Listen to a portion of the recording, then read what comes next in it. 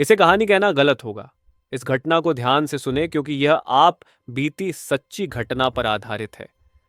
जी हाँ, आपने सही सुना। काशी नगरी। क्या है काशी में कि लोग यहाँ आने के लिए इतने उत्सुक हैं। वैसे तो काशी पवित्र नगरी में से एक है, जहाँ एक तरफ सुबह शाम घंटियों की आवाज सुनाई देती है, वही राम नाम सत्य की गूंज भी है।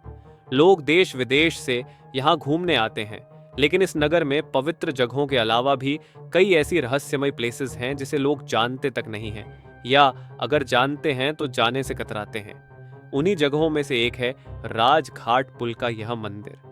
जी हाँ, आपने सही सुना, ये पुल गंगा पर बना है। मैं अपने दोस्तों के साथ एक बहुत ही फेमस होटल के टेरेस पर बैठकर कॉफी एंजॉय कर रहा था, जहां से गंगा रिवर बहुत ही ब्यूटीफुल और आई सूदिंग लग रही थी। तभी मुझे होटल का मैनेजर हमारी तरफ आता हुआ दिखा और पूछने लगा, if we all are enjoying our stay and we took a boat ride or not. थोड़ी देर बातें करने के बाद मेरे एक फ्रेंड ने पूछा, यहाँ मंदिर के अलावा क्या क्या है एक्सप्लोर करने के लिए? तभी उस मैनेजर की आंखें थोड़ी बड़ी हो गईं और उसने कहा, क्या आपको काशी के कुछ रहस्यमयी जगहों के बारे में पता है? हम चारों दोस्त हंसने लगे और हंसते हुए मैंने कहा, यहाँ और रहस्यमयी जगह है? क्या बात कर रहे हैं सर? मैनेजर ने कहा, जी हाँ, यहाँ एक मंदिर है जो भूतिया है। उसने शुरू किया। उसकी आवाज रहस्य से भरी हुई थी। सालों पहले एक खतरनाक जादूगर वाराणसी में रहता था, जो काले जादू की गहराई तक उतर गया था। मेरे दोस्तों की आंखें क्यूरियोसिटी से चमक उठी। ऑनेस्टली मुझे उस जगह की सच्चाई जानने की स्ट्रॉन्ग फीलिंग हुई। मैंने कहा, क्या आप हमें वह मंदिर दिखा सकते हैं? मैनेजर ने कहा, जी हाँ, शाम को जब आप लोग बोट राइड के लिए निकलेंगे तो मैं तब आप लोगों को ज्वाइन करता हूँ। बनारस की शाम काफी मनमोहित करने वाली है, मैंने अपने दोस्तों से कहा। तभी मैंने देखा कि वह मैनेजर आ रहा था। हम सभी ने एक बोट बुक की और भूतिया मंदिर को देखने के सफर पर निकल पड़े।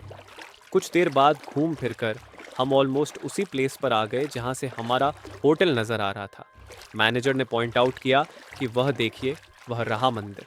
हालांकि मंदिर बंद था, हमारी बोट उसके सामने रुकी, जिससे हमें उसकी भव्यता को देखने का मौका मिला। पिंक सैंडस्टोन से बना यह मंदिर रोमांटिक और हार्मोनियस आर्किटेक्चर का चमत्कार था। ओरिजिनली मंदिर का मालिक कौन था? मेरे एक दोस्त ने बीच में पूछा। यह कभी वाराणसी के महाराजा का था, उसने जवाब दिया। उनकी मृत्यु के बाद उनकी विरासत को लेकर विवाद हुआ और महल छोड़ दिया गया। तब एक जादूगर, एक तांत्रिक वहां रहने लगा। वाराणसी और बंगाल जुड़े हुए थे और बंगाल को जादूगरों और तांत्रिकों की भूमि के रूप में जाना जाता था। मैंने मंदिर की ओर देखा जो इतना पास था। वहां भूत नहीं थे, या शायद केवल भूत ही नहीं थे, क्योंकि भूत हमेशा बुरे नहीं होते। लेकिन यह मंदिर, यह नेगेटिविटी, क्रूअल्टी, हॉरर और डेंजर का प्रतीक था। मेरे दोस्तों की रीढ़ में सिहरन दौड़ गई। इसका रीजन क्या हो सकता है? यह काला जादू था, उसने कहा। तांत्रिक ने वर्षों तक अपने काले जादू को निखारा, उन लोगों की मदद से धन इकट्ठा किया जो अपने प्रतिद्वंद्वियों और रिश्तेदारों को नुकसान या मौत पहुंचाना चाहते थे। उसकी महारत इतनी गहरी थी कि मंदिर की दीवारें भी उस बुराई को सोखने लगीं। एक दिन वह अचानक गायब हो गया, लेकिन मंदिर की पिंक सैंडस्टोन की दीवारों में वह नेगेटिव एनर्जीज आज भी मौजूद है। अब उस मंदिर का क्या हुआ? उन्होंने लगभग डरते हुए पूछा। मैंने सुना है कि एक होटल चेन ने मंदिर को खरीद लिया है, उसने खुलासा किया। धीरे धीरे वह मंदिर अंधेरे में कहीं गुम हो गया और हमारे सामने चमचमाता हुआ होटल था।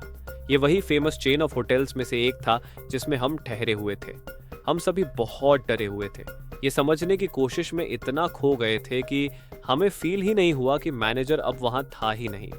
घबराकर जब बोट चालक से हमने मैनेजर के बारे में पूछा तो उसने कहा, साहब, आप 4 लोग ही थे, यहाँ अगर 5 लोग रहते तो मैं 2000 रुपये नहीं लेता क्या?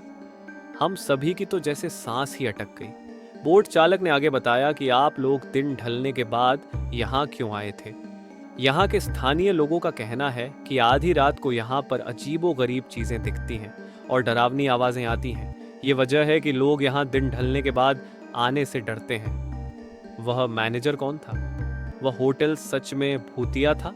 ये एक रहस्य है जिसे केवल समय ही सुलझा सकता है। थैंक यू आप सभी लोगों का चैनल पर बने रहने के लिए सब्सक्राइब करना ना भूलें और अगर आप भी अपने कुछ रहस्य मुझे शेयर करना चाहते हो तो मुझे ईमेल करें।